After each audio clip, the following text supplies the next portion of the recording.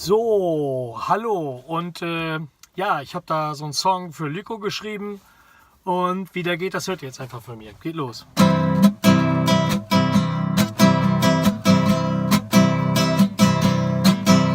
Vor Jahren schon, da haben wir uns gedacht, hat unser Mühen denn wohl was gebracht? Ob die Kleinen, wenn sie groß sind, das wohl schaffen, neuen Nachwuchs für die Welt zu machen? Dann haben Marcella und der Tito sich gesehen und schon war es um die zwei geschehen. Wie das so ist, wenn zwei Herzen sich gefallen, hört man schnell die kleinen Babys schreien. Und jetzt ist er da, der kleine Mann, und wir singen, wie ein jeder kann. Und zusammen, hallo, hallo Lyko, wie schön der Name klingt, dass du so heißt. Hallo, hallo Lyko, wir begrüßen dich hier im Familienkreis. Hallo, hallo Lyko, wir singen hier für dich, wir klatschen hier für dich, mein Lieber, sind wir immer da.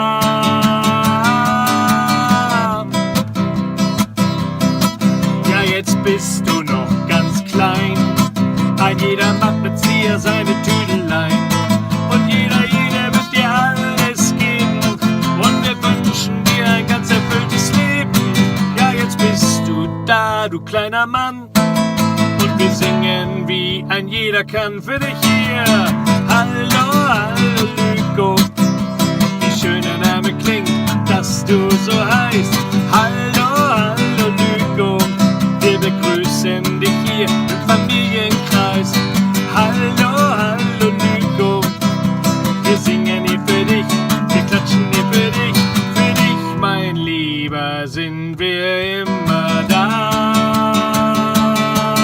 Ja, für dich, mein Lieber, sind wir alle da. Und noch einmal, hallo, hallo Lyko, wie schön der Name klingt, dass du so heißt. Hallo, hallo Lyko, wir begrüßen dich hier im Familienkreis. Hallo, hallo Lyko, wir singen hier für dich, wir klatschen hier für dich, mein Lieber, sind wir immer da, sind wir immer da.